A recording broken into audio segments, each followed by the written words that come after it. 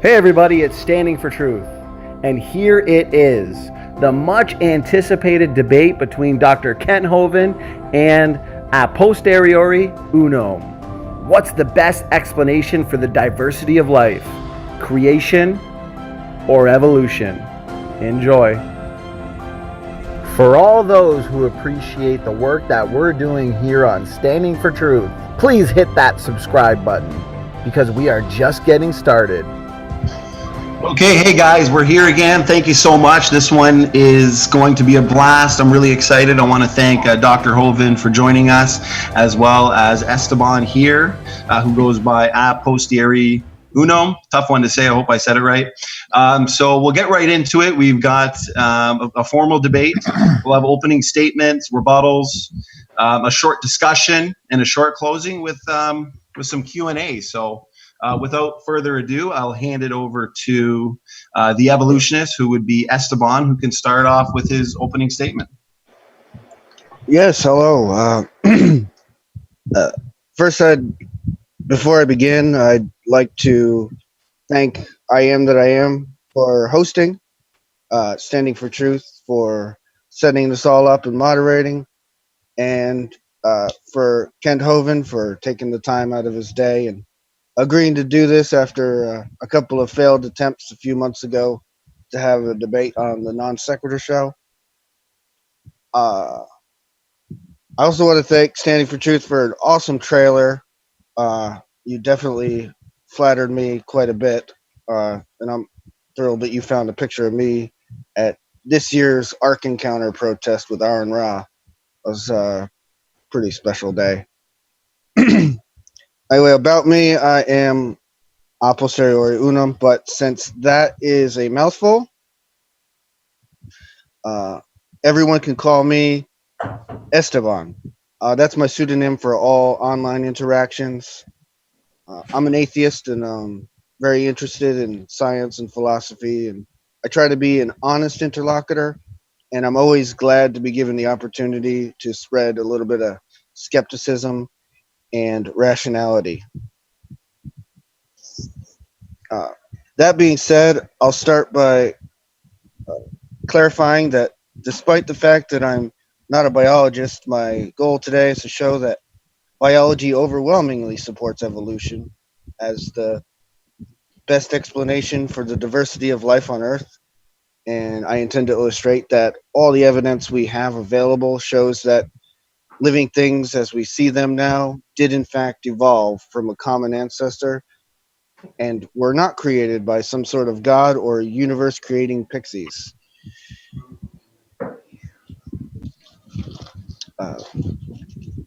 And I'm sure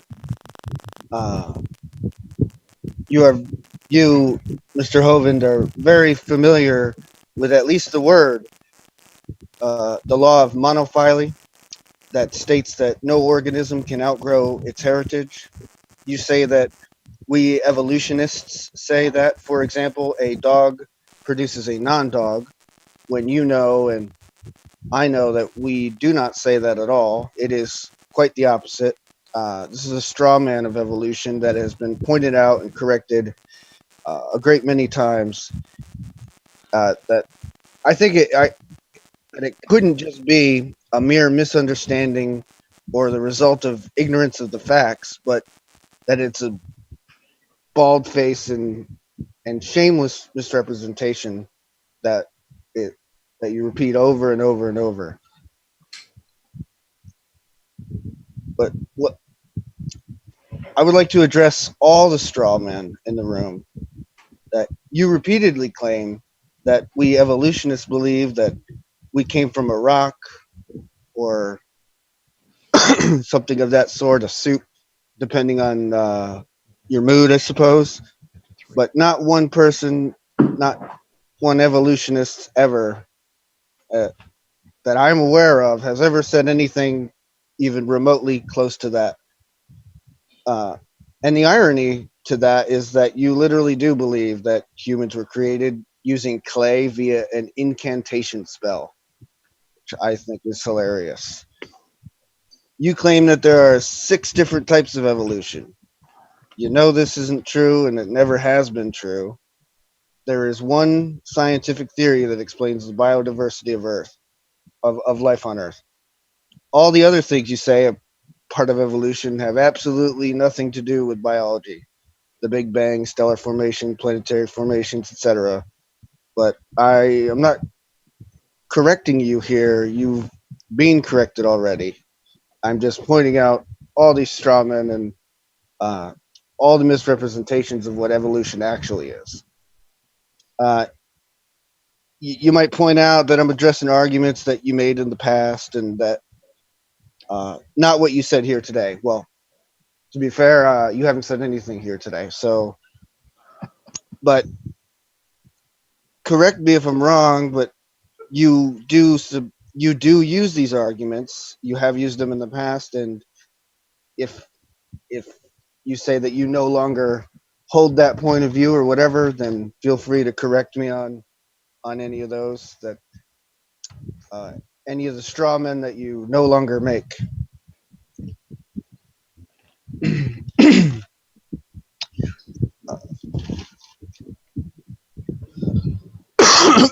Sorry.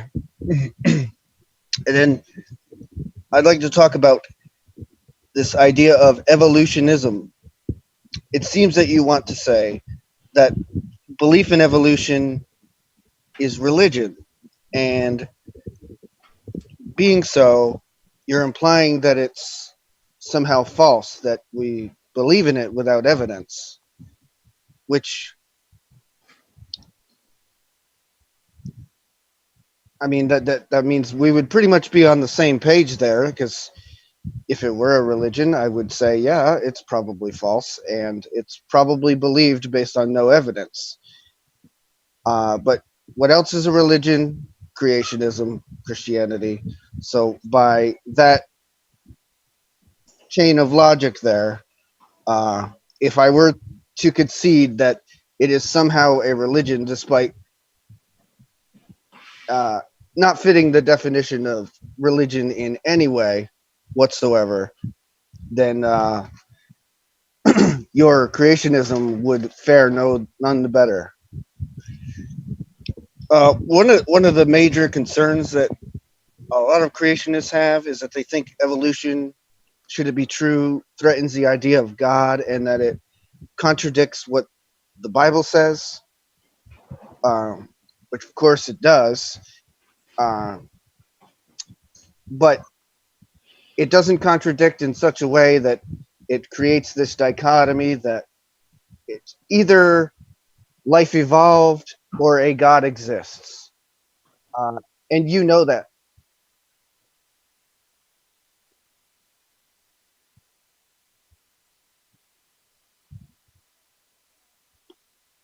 Oh, What's praise! It happening? looks like it looks like you've got your noise in the background there, praise. Oh, so you guys can hear that? I'm sorry. Yeah, no Yeah. problem, no problem. I stopped your timer for that there, Esteban. So continue on. Yeah. I just got to get back on track. uh, yeah, it creates this dichotomy that either life evolved or that a God exists. But when in fact you know that uh, the vast majority of even Christians do accept evolution as the best explanation. Though it is not a dichotomy, there could easily be a God that put in place the mechanisms by which evolution uh, happens, and it's totally reconciled. But I don't believe that either. uh, how much time do I have? Or how much All you time want. was that? I think you're at about 7 minutes or so. So you got a couple more minutes. All right.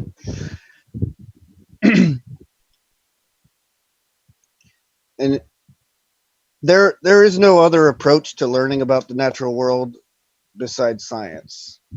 It tells a beautiful story about thousands of people actually trying to learn and experimenting and overcoming great obstacles and limitations. it gives us a window into the past, helps us understand the present, and even predict the future. And its fossils are some exceptional windows into the past that have great stories to tell. It's unfortunate that all the amazing insights that they can give us are lost on creationists because they have to be ignored lest Mr. Creationist hear the words millions or billions of years. And conversely, the Bible is a collection of stories written by people who did not understand the world around them. Unlike science, it does not change and it does not improve. The authors couldn't even begin to imagine the complexity of life and other natural processes on Earth. It is precisely the fact that it doesn't change that it's just no good. We can't learn anything from it. And that's all I have to say for the introduction. Awesome. Well, thank you so much for that introduction there. That was in between 9 and 10 minutes. So therefore, Dr. Hovind, you get equal time. And whenever you're ready, go ahead.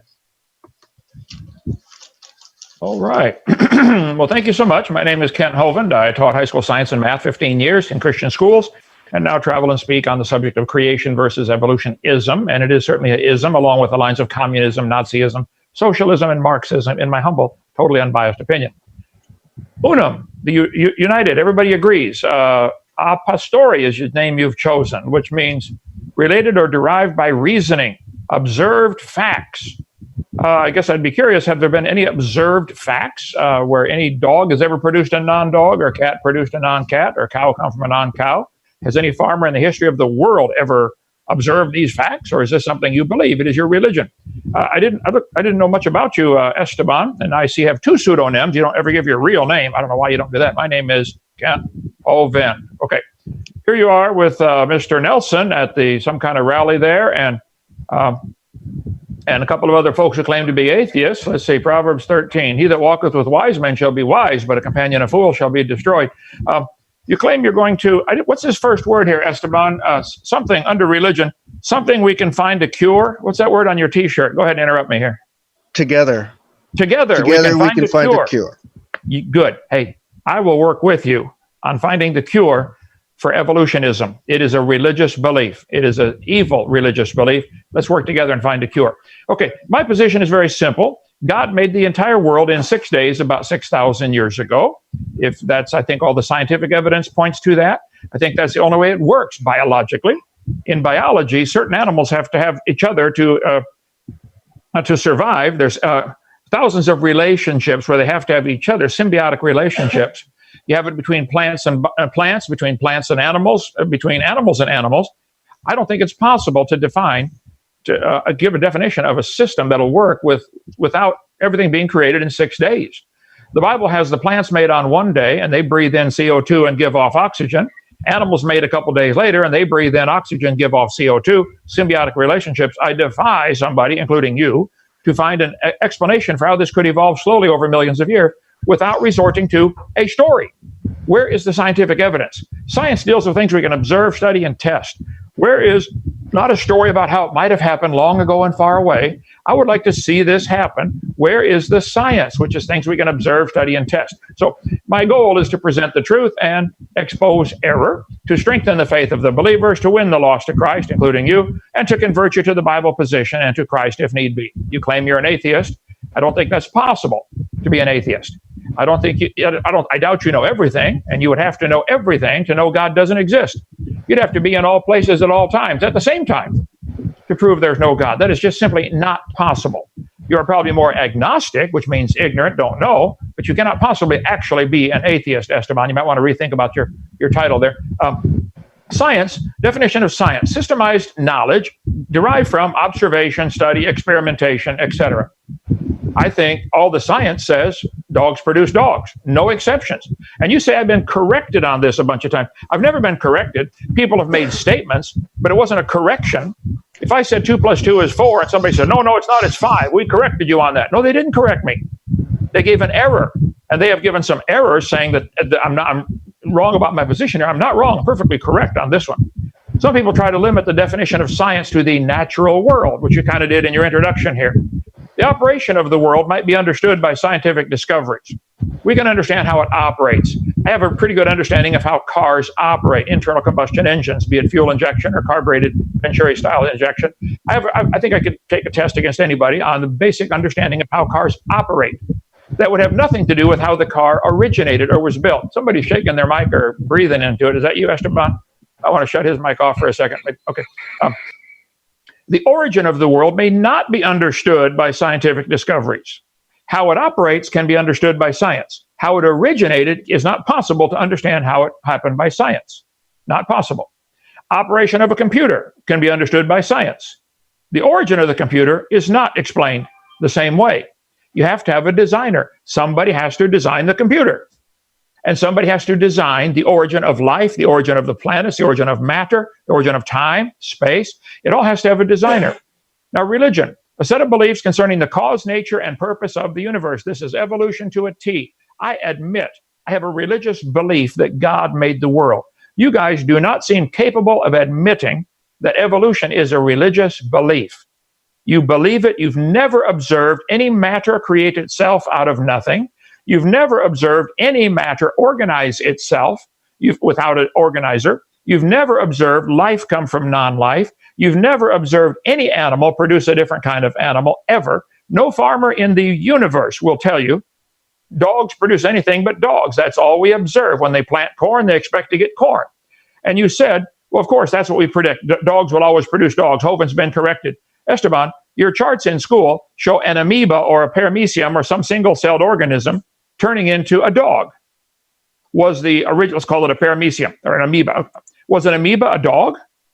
Do amoebas today still produce amoebas? Well, somewhere along the line, one of those amoebas produced something that was non-amoeba. You guys do not get it. You do believe animals changed into different kinds of animals. And now that they are what they are, the dogs are dogs. Now they're always going to be dogs. And you think I've been corrected? You guys have been corrected on this 1,000 times. It's idiotic to believe an amoeba can turn to a dog. But you do believe that, and the charts show it, and that's my objection. I just want the books to be accurate. I love science. We should teach evolution in a religion class. It is a powerful, believed, many people believe it. Many people believe in Islam, too. Many people believe in the sun god. There have been thousands of religions that a lot of people believe in. I think we should teach that to the kids. Hey, kids, did you know in India, in Hinduism, millions of people believe if you drink the cow pee, it'll give you superpowers or give you special powers. Okay, they really believe that. It's not true, but it is true they believe that. So that should be taught in a religion class. And we should teach the kids in a religion class, hey, boys and girls, did you know a lot of people believe a big bang of nothing produced everything? And then that nothing got organized and produced a world. And in that hard, rocky planet, which cooled down from a molten mass, slowly life evolved in the soup that formed as it cooled and it rained on the rocks. You do believe you came from a rock, and a lot of people believe it. You are right. And a lot of Christians believe it. You are right, Esteban. It doesn't make it true any more than drinking cow pee is going to give you superhuman powers. So, Bible says in 6 days, the Lord made everything. God claimed that in his book. Now, I freely admit this is my religious belief. I'm not requiring everybody to be taught this in public schools. You guys are requiring everybody to be taught your religion in public schools. The burden of proof's on you, not me, to prove my point. We can test this idea. Was the earth really created in 6 days? Well, let's put it to a scientific test. I predict the universe will show evidence of order and design everywhere we look. Macro, micro, doesn't matter. Look through a telescope or a microscope. You're going to see design everywhere. I predict there will be thousands of symbiotic relationships, and there are. I predict there will be limits to the variations life can produce. Dogs produce dogs, but they're always a dog. You may get a Chihuahua or a Great Dane, but there's a limit. You're never going to get a dog as big as Texas or as small as a flea. There's a limit to the dogs. I wish you guys would admit that. Okay? I predict there will be a purpose to life. What are we here for? Just to survive and produce the most offspring? Well, if the most advanced creatures are men, why do they only produce one baby every 9 months and 20 minutes maximum? Why don't they produce one every 20 minutes period like the amoeba do? If we're the advanced creatures, there's some creatures able to produce 400,000 offspring in their lifetime. They're the most advanced creatures. If that's indeed the only purpose of life is see who can make the most babies, I predict there'll be non-material things like love, justice, mercy, innate knowledge of right and wrong, conscience, truth. Where do these things grow out of the evolutionary theory? Why do people have a sense of mercy? Why would anybody under the evolution theory, you're driving down the highway, you see a lady or a car's broke down and it's snow all over the place, you want to be merciful and stop and help them. Is there any biological reason why that would go? Why that would even exist? Why would anybody have a sense of mercy? You see somebody who's hurt and you want to help them. I'd like to see how that evolved in over millions of years. To me, the most ruthless survive. If somebody else is hurt and there's competition for the food supply, man, shoot them. Why would every creature on the planet evolve the ability to produce offspring? Why didn't any of them just evolve the ability to live forever? Why would any animal want to make more babies, which only increases the competition for the food supply?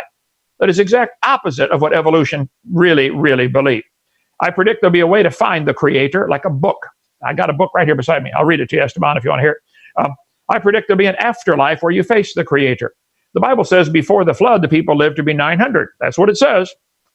I predict there will be a creation event and a golden age. There are legends about that. Lots of legends about a golden age when man used to live to be 1,000.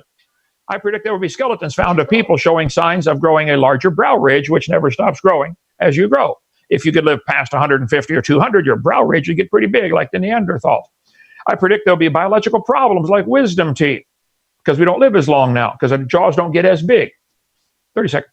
I predict there'll be a longing for the universal Garden of Eden thinking. Anyway, I go through a lot of stuff in my seminar, and my time is about up here, but I want to get to one more point. The evolution worldview, or the creation worldview, teaches there was a flood. The flood explains why there are fossils at all, why there are petrified trees standing up in the vertical position. I cannot believe the answer one guy gave for that. He said they got petrified, and then the dirt washed away, and then new layers filled in around them. You've got to be kidding. Stood there for millions of years petrified? Here's one with coal in the bottom and coal on the top. Runs through 2 layers of coal with rock in between. I think these petrified trees in the vertical position defy an evolutionary explanation, and they demonstrate clearly all the layers formed rapidly in one big flood in 1 year. My time is up. Your turn. Take it away, Esteban. Awesome. Thanks so much for that opening presentation there, Dr. Hovind. Esteban, take the necessary time that you need for your rebuttal, and then we'll allow Dr. Hovind to have equal time. Go ahead. Yes, of course. Well, thank you for being unbelievably predictable. Right. Just as I knew you would mention that we believed that we came from a rock and that life came from non-life, and that dogs didn't produce anything but a dog. That's why I said all those things in the beginning, just to clear the air. And you have been corrected on these things many, many times. You know that the law of monophyly states that everything will never outlive its heritage. And and I noticed you forgot to say creationism when you were mentioning all those isms like communism and Nazism, which has absolutely nothing to do with anything we're talking about today. But creationism is, in fact, a religious idea. And you literally just made all the same straw man arguments that I knew you would. And you said that the Bible says that there were plants, and then there were animals, and then there were people. You know, it also says that plants were created before the sun was created. Mm-hmm. So somehow they photosynthesized without ultraviolet light to even available to make their food and grow. So we know that that's not true. That didn't happen. And who's writing this story as God is doing all this thing? Is it the Sumerians? Were they sitting there dictating, writing this all down as they're watching God create the world 6,000 years ago? You said that I don't know everything, so how could I be an atheist?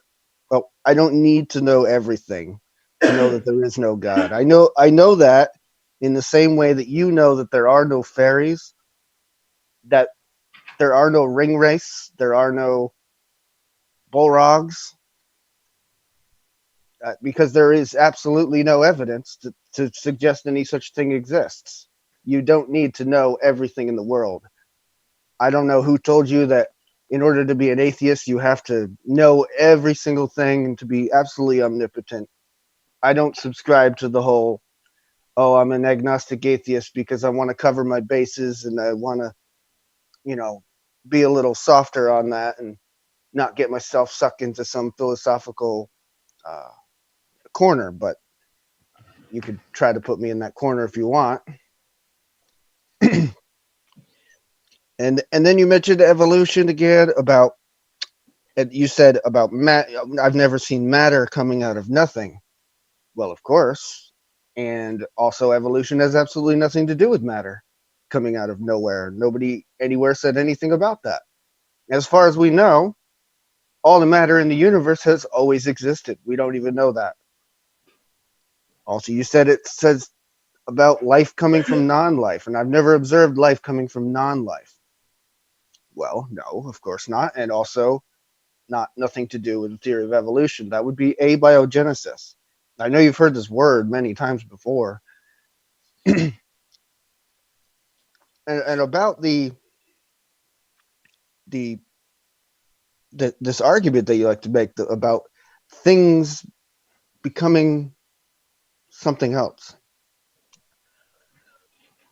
What you're doing is you're making an argument from incredulity, but not just an ordinary argument from incredulity. No, you have a tactic of planting this logical fallacy inside the minds of your listeners, not just yourself. An example, by asking me how pine trees and elephants are related, you are purposely choosing two organisms that are so vastly different and counting on people, namely your audience, on thinking that it sounds ridiculous. And you know what? The theory of evolution is a lot of times very counterintuitive. But you know what science isn't based on? Intuition. It's based on evidence and logical reasoning. It is based on verifiable data and facts. But you know that your audience will hear the words pine tree, elephant, starfish, whatever you choose for that day, whatever you're in the mood for, and their intuition is just going to tell them, oh, that can't be true. This is a tactic that is deliberately misleading. That's why you go back to this all the time.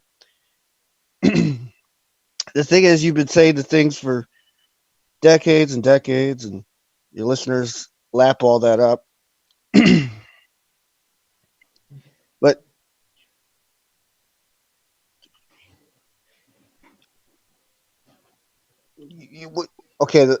you have to show. All you have to do is show how a Chihuahua and a Great Dane are related. I believe you mentioned those two earlier. Well, you would consider them the dog kind. Now, the dog kind and the wolf kind, would you consider those two together the canine kind, or is it still the dog kind? I don't know where you draw these lines. And so on and so forth, up to the bear dog kind and the dog bear kind and the carnivore kind. And is that all one kind? Is it a giant nested hierarchy, or well, that's what we're saying, but they're still part of the mammal kind, aren't they? And then what about reptiles? Are they part of the tetrapod kind or the amniote kind? You haven't drawn any of these lines. You draw them in your head arbitrarily, and you can move the goalpost as needed. You know, what if I show you a fox? Is a fox part of the dog kind, or is it part of a different kind? Is it the fox kind? Are elephants and pine trees related? Yes, they are. They're both part of the eukaryote kind. Does a pine tree ever produce an elephant? No. I'm sorry to interrupt there, Esteban. I just wanted to let you know that you are at about the 7-minute mark. Sorry to interrupt. Go ahead. That's fine. Does a pine tree ever produce an elephant? No, and it never will. And it will produce an ever so slightly different pine tree, still part of the eukaryote kind or whatever kind it ever was before. I know you know this. I know you know it's a straw man. I know it's a straw man. And maybe we could try not to use that anymore. Anyway, that's about all I had there. Well, thank you for your rebuttal there, Esteban. We will now move on to Dr. Hovind's rebuttal round. Dr. Hovind, you have approximately 7.5 minutes. Go ahead, take your time.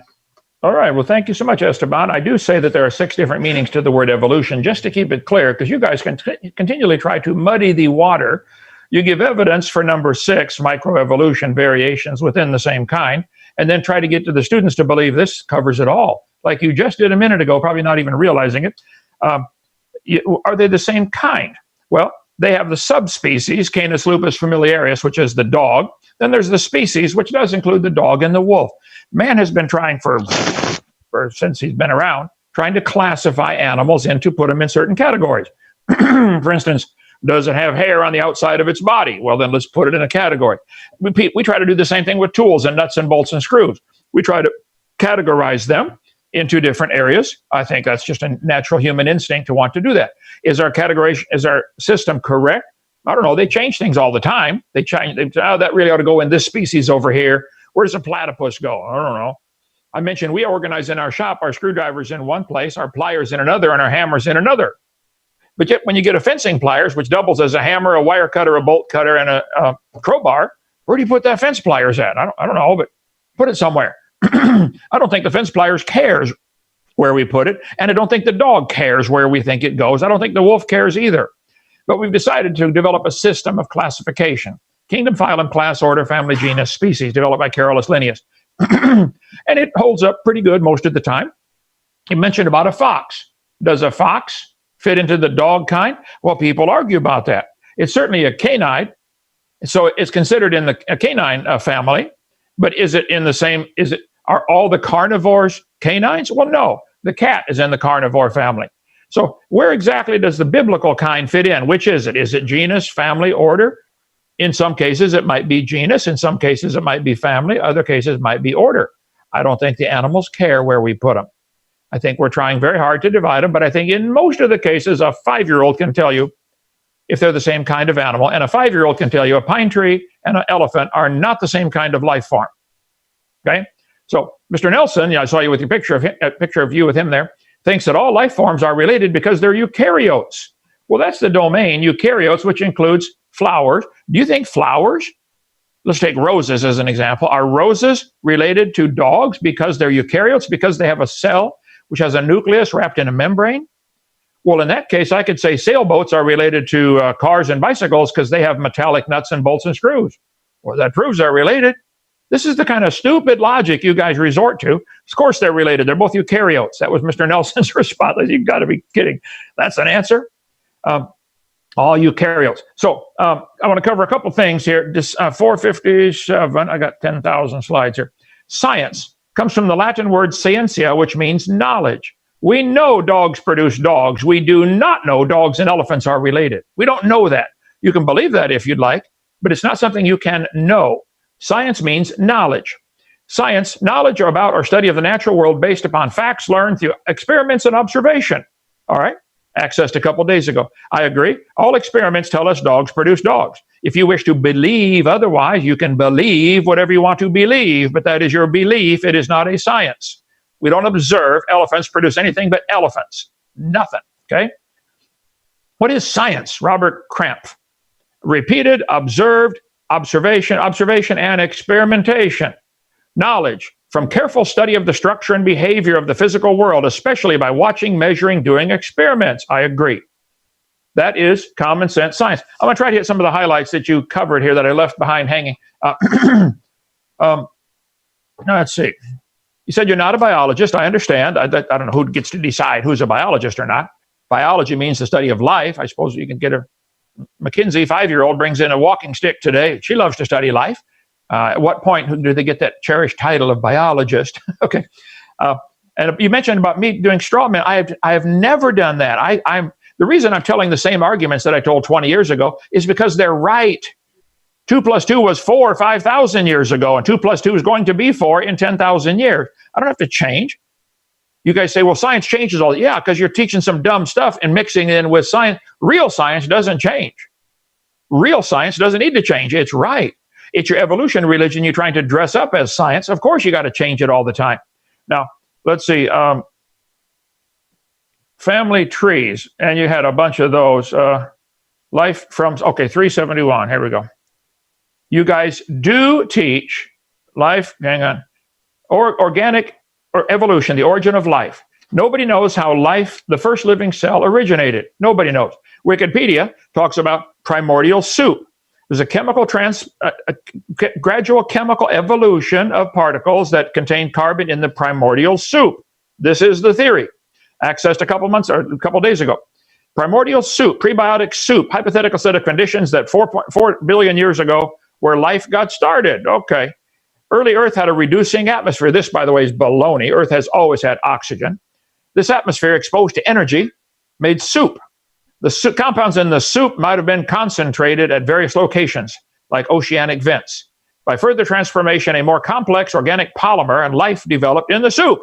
I'm not making this up, Esteban. This is what they're teaching the kids in school. I resent it. This isn't science. If this is science, do it again. Get some soup in the laboratory and make it come alive. And they've not come anywhere close to that. They tried desperately with a lot of taxpayer dollars to make some soup come alive, and they got a few amino acids. That's like dropping toothpicks and making a couple of letters of the alphabet accidentally. Oh, wow, look, I made an H. Oh, wow, over here, boys and girls, here's an M. Look at this, here's an M with toothpicks. That proves nobody writes the books in the library. That's the logic they're doing. They do not, here's Berkeley University. Many lines of evidence illuminate the origin of life. No, they don't. I'll debate every professor at Berkeley at the same time with half my brain tied behind my back. One guy asked 164 professors at Berkeley to debate. They all refused. So I came and spoke at Berkeley. And I put a chair up on the platform and said, where are you guys? You believe in evolution? Come on, get up here. Put your money where your mouth is. They do not. Okay, I'll skip all that here.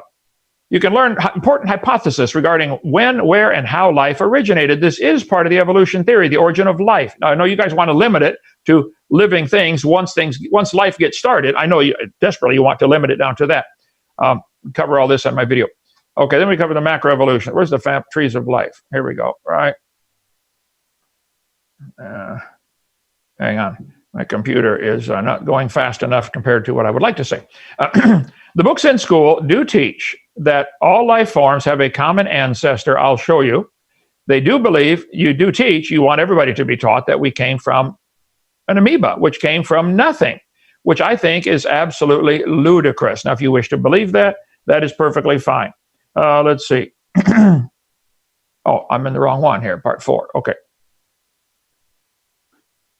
I'll give you all my slides if you'd like to look at them here, Esteban. Come on down, tour Dinosaur Adventureland, and as a reward, I'll give you a set of all my videos, my slides, and you can show me which ones specifically have been corrected. I'd like to see that. Variations happen, but they have limits, right? The same slides I've been using for years. Okay, there are quite a variety of shapes of the human nose. There's still a nose. There's quite a variety of shapes of the human ear. There's still an ear. There's a variety of shapes of eyeballs, and there's still an eyeball. Variations certainly happen. There's variations in the foot shape. There's variations in the hand shape. There's variations in skin color. There's variations in lip sizes and styles. There's variations in dogs, but they're still dogs. Here's BBC News. Looks like 95% of current dogs came from 3 original founding females. Well, I think I could believe that. And it was a dog. Well, 3 dogs, okay? They call it divergent evolution. Giving it a fancy name doesn't change the facts. It's still a dog. Dalmatian, poodle, all these dogs came from a common ancestor. There are 2 different species of squirrels now on opposite sides of the Grand Canyon, the Kaibab squirrel and the Abert squirrel. They might have had a common ancestor called a squirrel. You guys believe squirrels are related to pine trees. I think you need some help. Come on down. We'll teach you some real science at Dinosaur Adventureland. Your turn. Well, thanks so much for that rebuttal, Dr. Hovind. Now we will enter into the free-flowing discussion portion. Now, this will consist, though, of no interruptions and is equally timed as necessary and, of course, possible. I'm hoping that I need not to step in, but if so, of course, I will. We do still need time for a short question and answer. Therefore, what I'm going to do, gentlemen, is give you a 2-minute warning before the discussion is over, and then that way things can be wrapped up. Therefore, go ahead, guys, whoever wants to start. No, you go ahead, Esteban. Well, again, you mentioned abiogenesis, and I know you want to tack it onto evolution, but in no textbook on evolution does it also include, as part of the theory, abiogenesis. It might mention it in passing. It might say that, yeah, we don't have an exact working theory of how life came to be in the first place, but they certainly wouldn't say that that is part of the theory of evolution by means of natural selection. Well, I showed you right on screen, I'll do it again here, that chemical evolution, look up primordial soup in Wikipedia. Here's primordial soup, accessed a couple days ago. You have to have life in order to get it to be able to change to other kinds of life. I know you guys are frantically trying to avoid this embarrassing hole in your theory, but what evolved? How did this? So are you telling me that if I let you start with a living thing, we'll take it, make it a single-celled creature, which is incredibly complex on its own. I'll give you a single-celled creature, pick one, and then you could develop all the life forms from that by your theory. Is that what you're telling us? That if we stop the abiogenesis talk, start with life, you really believe everything came from a single-celled creature? It never changed. Or something of a protocell. Like I said, we don't have an exact explanation of that. Yeah, we have words like primordial soup. We have all these hypotheses of what may have happened, but we haven't pinned it down yet. But yes, starting with life. Okay. That's where evolution. I'm sorry. That's okay. That's where evolution begins. So if you haven't pinned it down yet, why are we teaching it in the schools like it's a fact? You guys have to have life before you can have your evolution. You just want to go ahead and teach your religion without giving an explanation of where it started. I think that's grossly unfair. That's tax-supported religion. I don't want to pay for that. Why don't you guys go start a private school and teach your theories to anybody that wants to pay and come learn it? Why don't you do what the Christians have to do? They got to pay for the public school and pay for their private school for their kids to go because they don't want them taught that stuff. If you guys really want them taught that life came from non-living material and this early cell developed into elephants and whales and pine trees, if you really want that taught, go start a private school and pay for it and teach. I don't care what you teach at your own expense. You can teach anything you want. I just don't want to pay for that dumb idea to be taught in the school system. I think most other thinking people resent that also. Go ahead. I saw you use Wikipedia earlier. Would you consider that a reliable source? Oh, it shows the popular thinking, of people. I quote from thousands of sources. Wikipedia may or may not be right. I don't know. I'm sitting right beside probably 300 textbooks. This is what my concern is. Is a high school textbook a reliable source? I don't think so. But that's what we're paying for. You're trying to avoid my obvious question. Do you think all of us should be forced to pay to teach the kids that life came from non-living material with no designer, and that first life form somehow developed into whales and pine trees? That is what they're teaching, and this is not from Wikipedia. Some kind of common ancestor developed into all the animals, all the fungi, all the bacteria. Everything came from a common ancestor. This is what they're teaching. This is a public school textbook picture showing that the protista turned into a human. Now, you said that they all stay in their same kind. Well, the protista apparently didn't stay in its kind because the protista turned into everything. So you're either extremely confused or you're lying because you say, well, we teach animals always stay within their same clade. No, you don't. A protista it left its clade. In this one, here's the humans up here at the top of the chart. Here's the jellyfish at the bottom, the protista. So the protista turned into everything on this chart. You guys you're simply, I think, extremely confused or deliberately lying or both. You don't want it shown how stupid this is, that a protista could turn to a human in all the different life forms. I'll give you life. I'll let you start with your protista. Is this chart accurate, Esteban? Is this what you believe? That everything can be traced back to a protista? I'll answer your two obvious questions first. Yeah, I do believe that everything could be traced back to an original life form. I won't say protista. It could have been just any kind of self-replicating. No, not amoeba. They're modern. Oh, okay. Okay. It was a magical cell. Okay. No, they are just as evolved as we are. But anyway, and yes, I do think that it should be taught in our public schools because it is a fact. Hold on, slow down. This is a fact, and this should be taught in public schools. It is a fact that humans and whales and jellyfish came from a single-celled organism, call it whatever you want, some kind of magical cell that could produce varieties, whereas today, single-celled creatures, of which there are bazillions, they only produce the same kind. But somehow it was different in the past. Would you explain how that is science? It wasn't different in the past. It's exactly the same. But so a protista is exactly the same as a whale, or this single cell, whatever you want to call it, is the same as a whale. Is that what I just said? No, it's you said they didn't change. The process has not changed.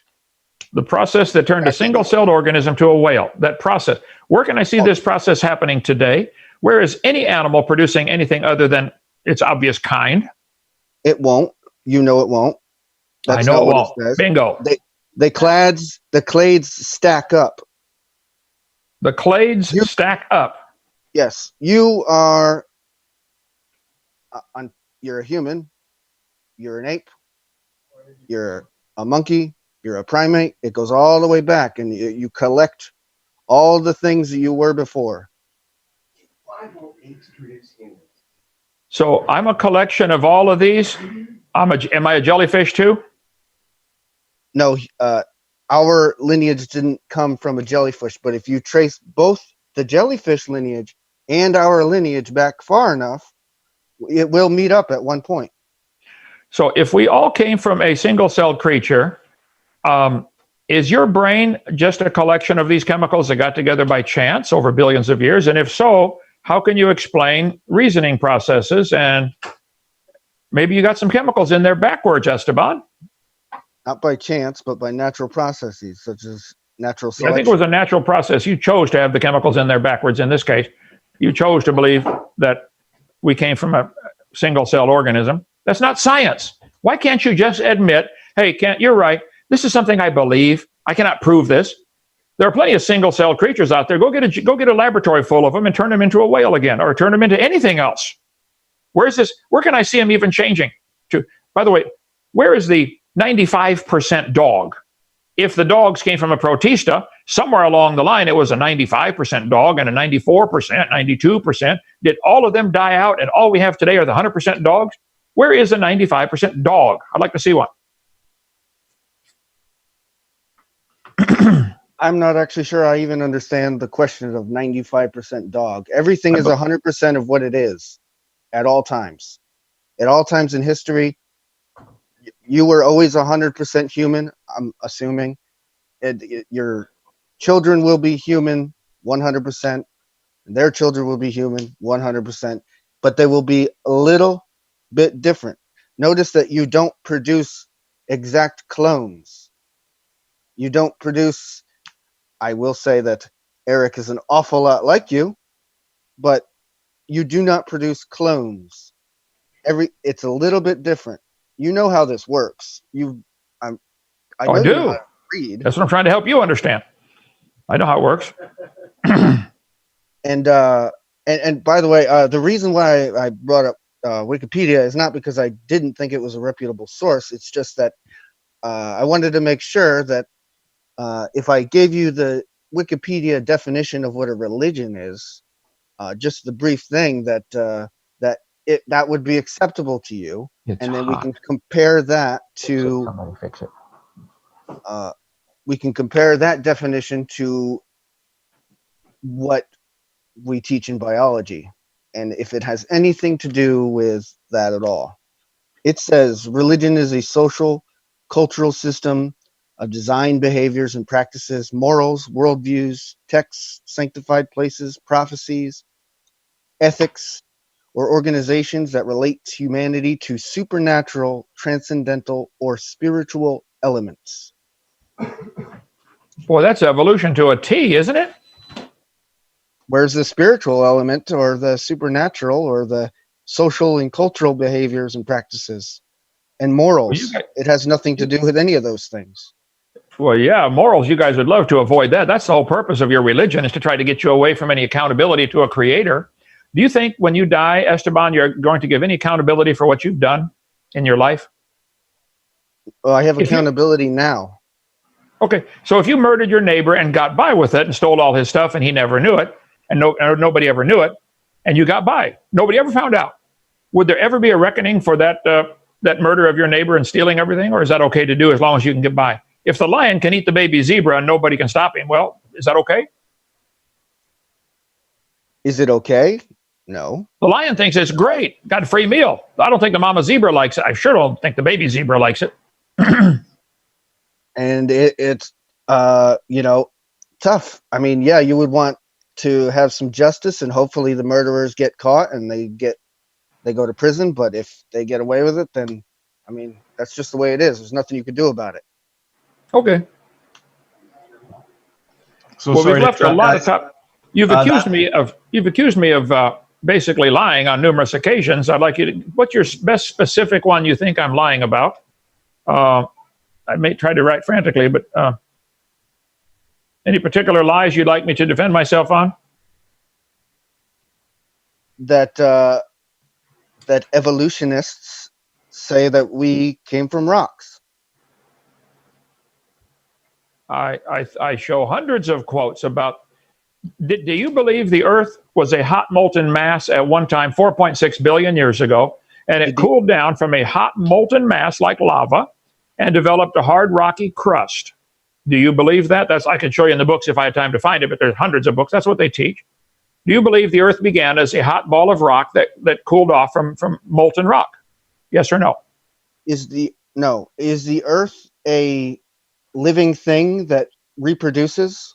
Oh, I didn't ask that. Did the Earth begin as a hot ball of rock that cooled down into and solidified?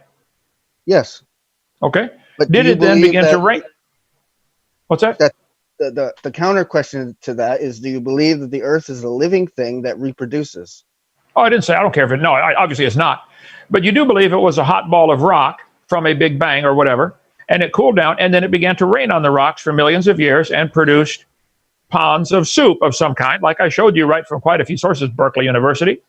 Life started in this soup in the oceans, which came from the hot rocks that were from the Big Bang where nothing exploded.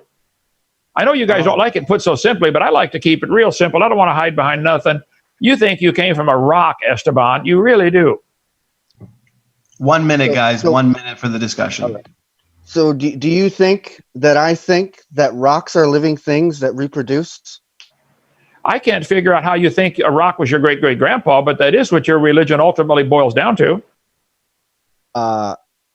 Do you think that rocks are living things that reproduce? Absolutely not. But I think a designer, a smart person, could take the minerals in the rocks and develop things like cars or computers. I think an intelligent designer could take minerals right out of the ground and make computers, cars, boats. But it has to take an intelligent designer to take those rocks or dust and make man, in the case of man in the Bible. Intelligent designer could do that. Intelligent designers built this remote control out of things right out of the rocks. Every one of them, right out of the dirt. That can happen. Yes, sir. You think it happened by itself. I don't think a bottle cap could happen by itself. I think somebody had to design it. But you guys believe elephants and whales came by themselves from the soup, which came from a rock. I wish you could admit that's your belief and then go teach it in a private school. Quit teaching it at my expense. I'm sick of it. Go ahead. Okay, So, gentlemen, and I'll give you a chance there, Esteban. We have concluded the discussion portion. We've got just a couple questions for each of the debaters, but I think it might be good to give you both a minute or whatever you feel is necessary just to wrap things up in the form of a concluding statement, if that works for you guys. works for me. Right now. Sure, yeah, go ahead.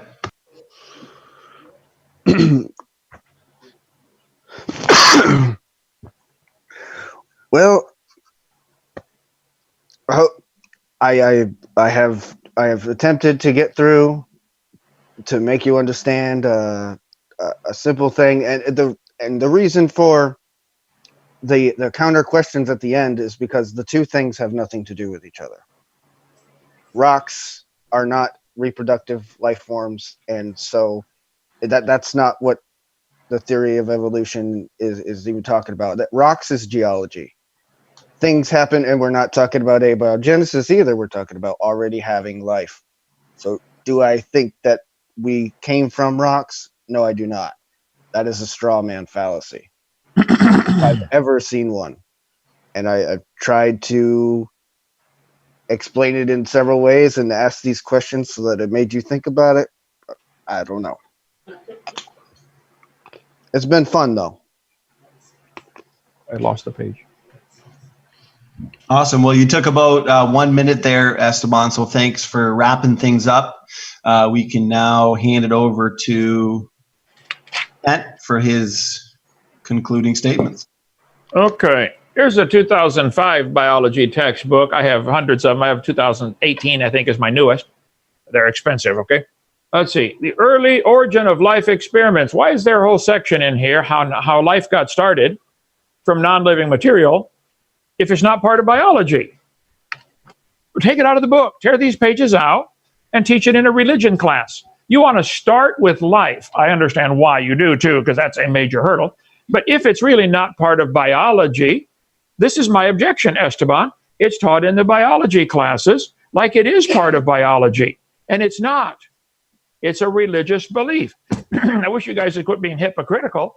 Stand up for what you believe is true and say, look, get that out of the books. That's not part of our theory. Okay, well then get it out of the books. Help me out. I'll be glad to help you on that one. You can get a picture of you and me, arms around each other with a picture, and I'll have standing for truth on my, or whatever it said. I want religion out of the schools too, the evolution religion. So, all right, go ahead. Awesome. Well, thank you for your concluding statement there, Dr. Hovind. It's been a very good debate, very lively. The time has flown by. We do just have a couple short questions for each of the debaters from the audience. I saved them here, so let me just pull them up real quick, and we'll get the questions going. So the first question I have here is for Esteban. The question is from Sin Not, is his name in the chat. He asks, well, if biology best explains evolution, then ask him, how do you deal with the fact that there exist 3 main mitochondrial DNA haplogroups, which points us right back to Noah's 3 daughters-in-law? Go ahead. I'm sorry, I don't know anything about mitochondrial haplogroups. I mean, I really can't answer that question.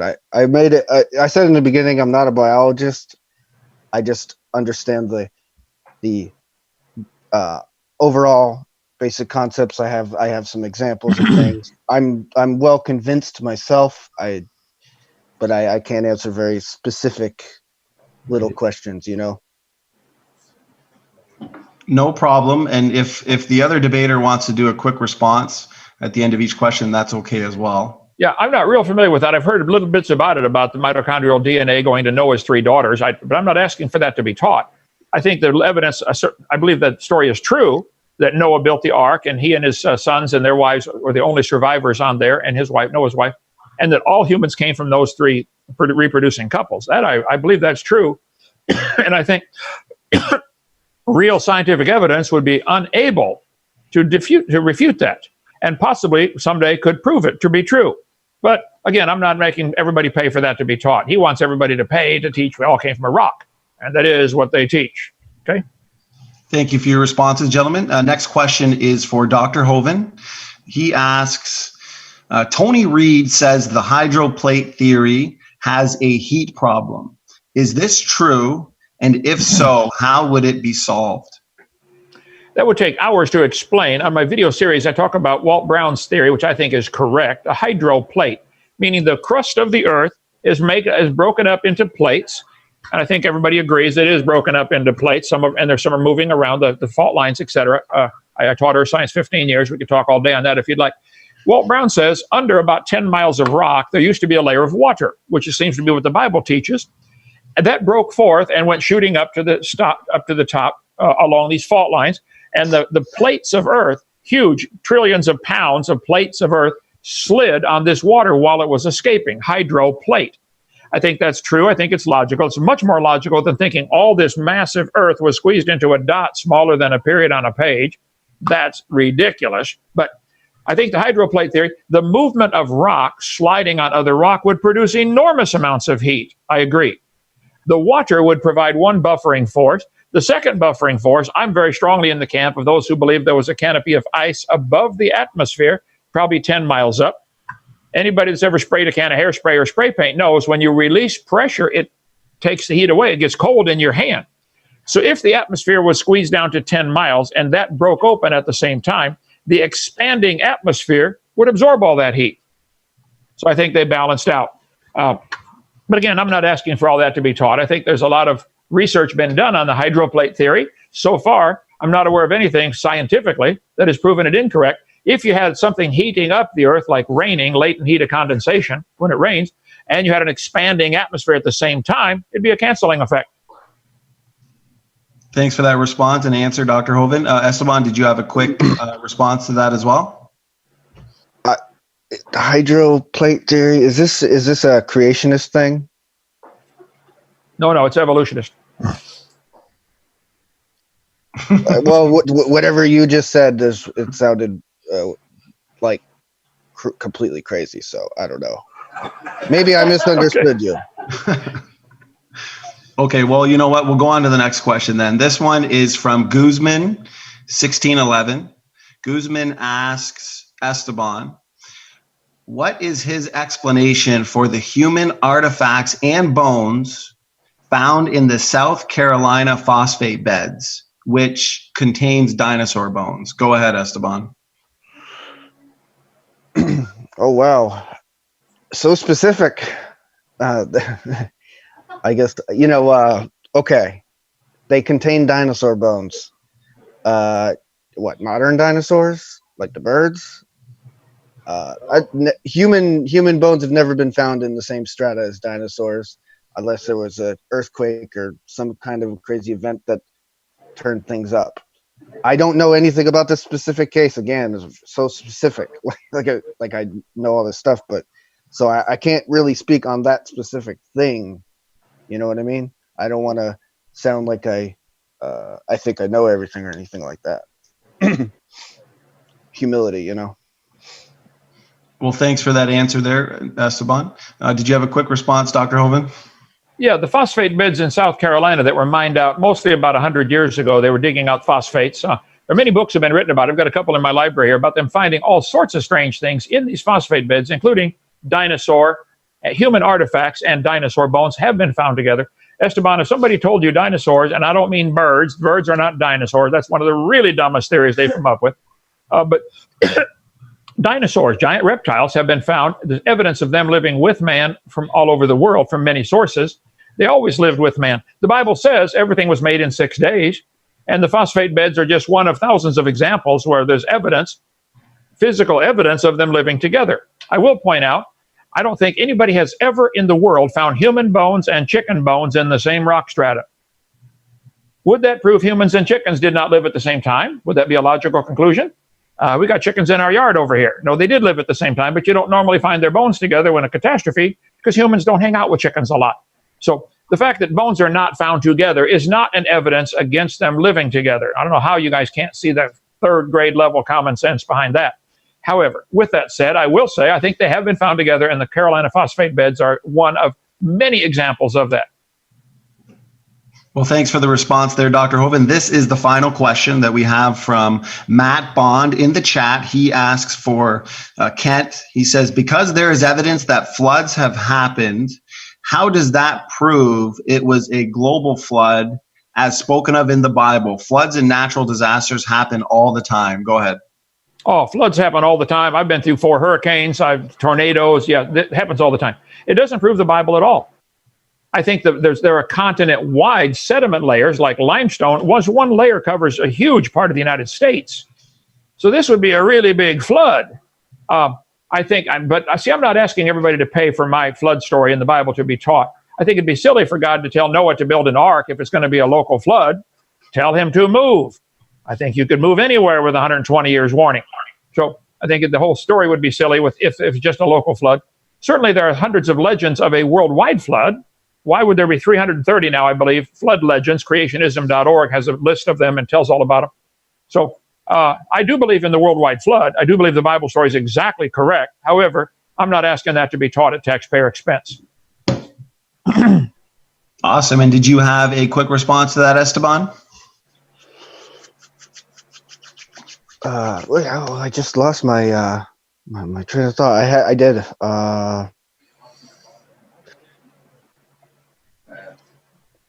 Oh yes, about the point of there being so many flood myths.